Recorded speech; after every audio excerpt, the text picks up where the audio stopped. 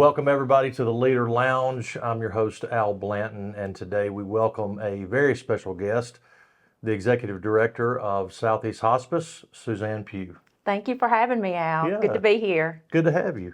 You know, as I was preparing for this interview, Suzanne, I realized that I know a lot about your working life, and I don't know a whole lot about your growing up years. So kind of walk us through your childhood up to the point where you started working. Sure. So I grew up in the big city of Sulligent, Alabama. And actually, I didn't even grow up in town, on the river road between Sulligent and Hamilton, and on a farm. So weekends were spent, three-wheelers. We rode three-wheelers then, and dune buggies in the bottom. My grandfather had combines, so it was a lot of activity going on. My grandparents had a little grocery store, so at an early age, I was checking out customers, so a lot of fun. Graduated from Sulligent. I was a majorette in high school and played the trumpet, and we had a great years in high school and went on to Brewer. 1 year at Brewer before it was Bevill. Do you remember that? I do. Absolutely, I do. Yeah.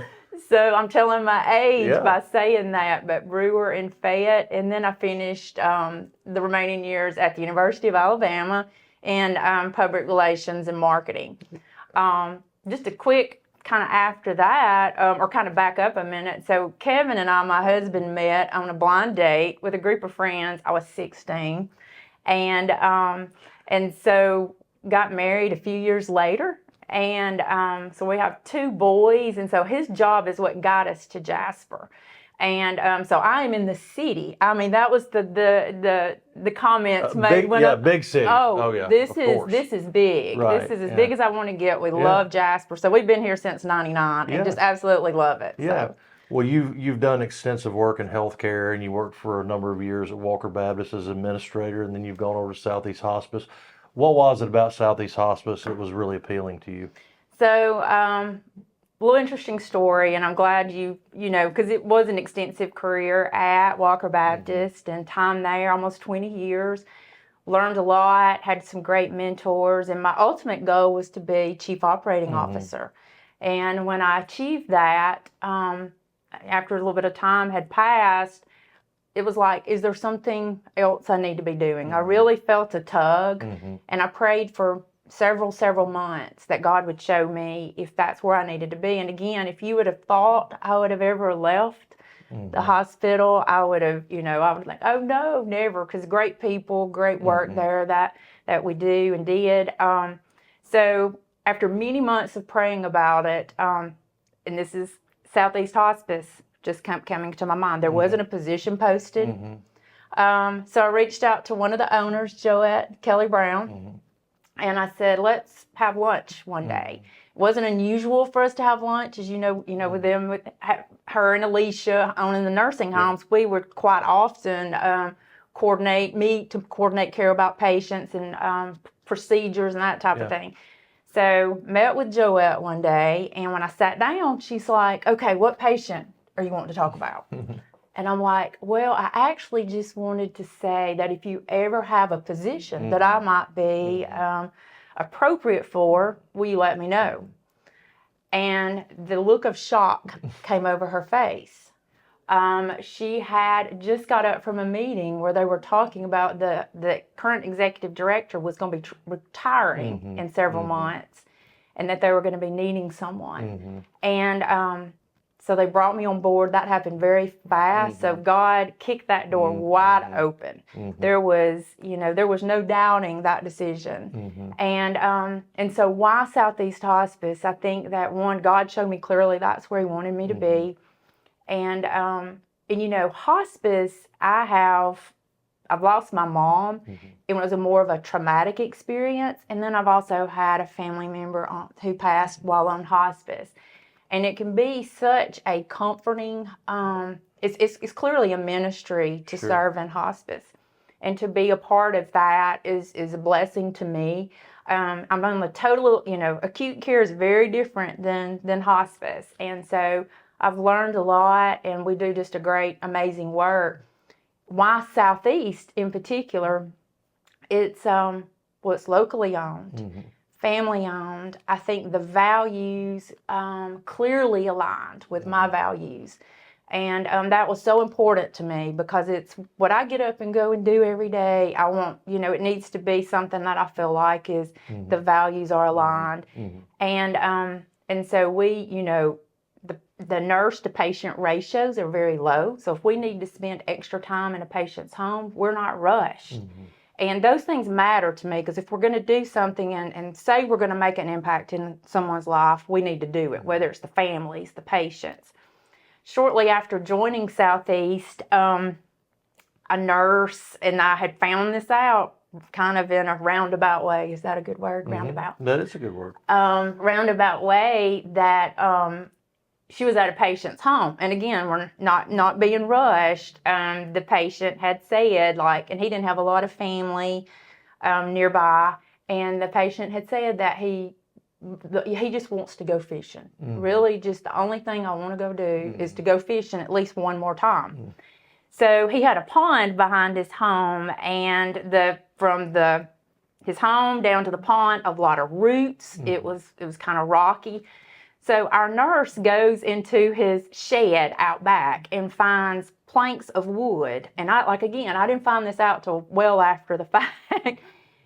And he shuffles as she shuffles the wood under his feet to provide a steady, and a solid surface all the way down to the pond. And she fished with him. Oh, wow.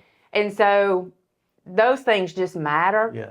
Those are little things that make such a huge difference in people's lives. So I'm so proud of our staff, and that's just one example. That's things that are done, very, very frequently just to try to make an impact. Yeah. How many offices do y'all have? I know y'all are really a growing company, and you've got a number of offices around the state. How many do you have, and is there a growth plan to continue doing that moving forward? Okay. So we currently have 4 offices. Those 4 offices, which one is, of course, here in Jasper. We have one in Hoover, Montgomery, and our newest location was opened last year in Opelika. Out of those 4 locations, we serve 26 counties. And so there is, and of course, that footprint is across Alabama.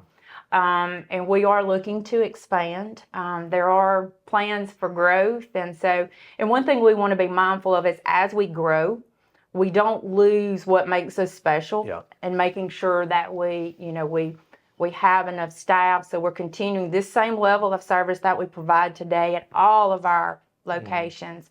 We just want to take that further across the state. Yeah.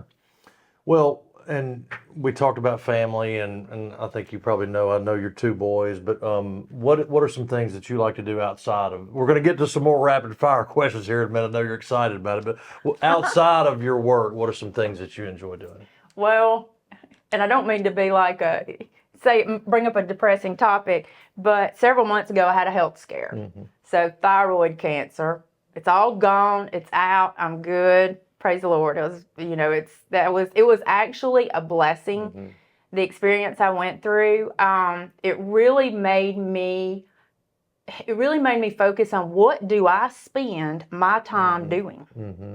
And is my time important? Am I spending it on, doing things that may not really provide any value? Of course, I'm all about family. I'm really all about family now. I've got, of course, Brady and Ron, our boys, and 2 amazing daughter-in-laws, the cutest grandkids you've ever seen in your life.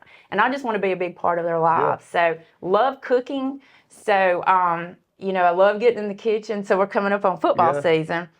I don't really care if I watch football, but just for everyone to be in the house, I can be in there cooking. I think they're fine with that. So, and I've turned into my grandmother. I love to see people eat my food. So just being with my family, enjoying time like that, and cooking for them. Yeah, that's awesome. All right, so we've got 9 questions that are intended to get to know you a little bit more outside of work. So there may be some questions here related to that. So are you ready for this? I'm ready. All right. Question 1. Name 1 skill you would like to develop that you don't have already. So I used to previously knew how to play the trumpet.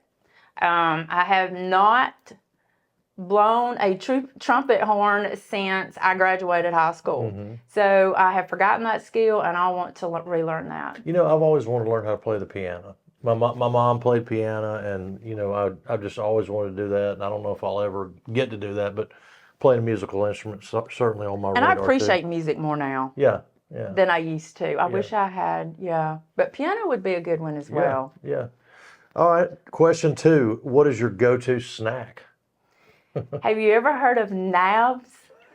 I have not, but I'm very interested to hear what that is. Well, if you had grown up in Sulligent, you would know what I'm talking about. Okay. So it is. Now, is this a Lamar County thing? Is that? Probably more River Road. Okay. Yes. So it's relegated to that particular geographic. Yes. Okay. Well, so but it's fair. Actually, if you do look it up, it's much more prevalent than you would think. Now, hang on, Suzanne. I sent you these questions beforehand, and you came up with nabs as the go-to stuff. Okay. But I'm going to tell you, because I'm on the road, because we have multiple offices, so I'm on the road. So in case I miss a lunch, because I don't really miss a meal, because I have to, if it's time to eat, within a reasonable amount of time, I need to be eating. Yeah. And so I keep nabs with me. Yeah. They're always in my purse. What is nabs? So it's the peanut butter crackers. Okay. And they're nicknamed that from Nabisco. Okay. That's fair. You had no idea what I was going to say. Okay. But I should have brought you some crackers. But that's what they are. They're crackers. And so my favorite kind's actually the little cheese. But you can buy them in a pack? It's just like the little crackers. Okay. It's got like peanut butter in them. But we call them, their name originated from Nabisco. Okay. When you said that, I thought it was something that you made. Okay, but so it's already prepackaged. Oh yes, it's just like a little pack of crackers, and so I keep them in my purse all the time for emergencies. I'm a huge cashews guy. Like I love going home. The first thing I do when I go home typically is just go into the cupboard and the pantry or whatever it is, and just get some cashews. And I'm a big cashews guy. Okay, question 3: favorite thing to do on Sunday afternoon? I don't know what it is about Sundays. When I walk out of church, my eyes are half closed. I eat lunch, and you just can't even hold them awake. Yeah. So we love naps. Yeah. Yeah. I mean, it's hard to stay awake on Sundays. Yeah. If it's hunting season, I like to hunt, but typically it's a Sunday afternoon nap for me. Okay. Question 4. This is a good one. Would you bungee jump? Absolutely, 100% not. Yeah. I'm not a risk taker. Yeah. And to me, that's just risky. Yeah, that's a hard pass for me. Like I don't do roller coasters. Yeah. No, I'm pretty simple. Yeah. I don't want to do anything dangerous. Like I'm not gonna do it. Yeah. I mean, I'll jump on a trampoline. That's about it. Yeah. All right. Question 5. Your house is on fire, hypothetically, and you can run in and grab one item. What is it? So, ironically, I'm not just super sentimental. I'm just not. But, so when Kevin and I got married, he did, the engagement ring I got was time. I mean, he got what he could afford. And so that was 34 years ago. And so he has since bought me another one. But if my house was on fire, I would go get that original engagement ring. That's cool. That's what I would go get. Yeah, that's awesome. Question 6: movie you always watch if it's on? So during Christmas time, like the Home Alones, I can't get, I can always watch those over and over again. I don't like suspense. I don't like I like feel good, like little comedies, little lighthearted things. So Hallmark, you like Hallmark? Yeah. The best naps are watching Hallmark because you know how it's going to end. If I know how something's going to end. Yeah. You know where it's going. Yeah, it might be rocky about 3/4 of the way through, and then it ends good. So you can just go to sleep knowing it's going to be okay. All right, question 7: best music decade: 70s, 80s, 90s, 2000s. 80s. Yeah, without question. Yes. I love the 80s music. Yeah. That was kind of my high school years too. So. Anybody in particular that you like? No, just all those kind of soft rock. I like all that. Yeah. Okay. Question 8, one country you'd like to visit that you haven't visited before? I have coworkers who have just recently gone to Canada, Okay. and their experience has been just really, really incredible. And the pictures and and I never thought I would want to go to Canada, but I'm going to go to Canada. Okay. Yeah. What At part, some what, point. What part did they go to? It was more of a tour type thing, so they saw a lot of different. But I know I'm going to get them to actually help me plan my trip. But absolutely gorgeous.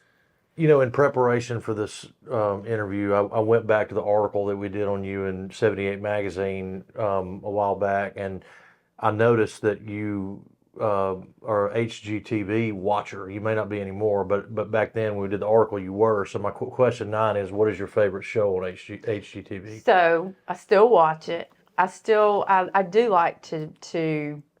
I'm gonna be a house flipper. Yeah. In one of these days. Yeah. But I do. Eating nabs, flipping houses. Yeah. I mean, really. Yeah. Really. I mean, that would be the life. So right now I'm hooked on, and hook's a bad word. I don't watch like a lot of TV. Yeah. But like if I sit down, I love HGTV. I'll watch Unsellable Houses. Okay. All right. Yeah. So that's the one I'm doing right now. I was into the no demo reno because you could renovate something without, really incurring a lot of costs. Yeah. So, but yeah, I love painting and just, fixing things up like that. So cool.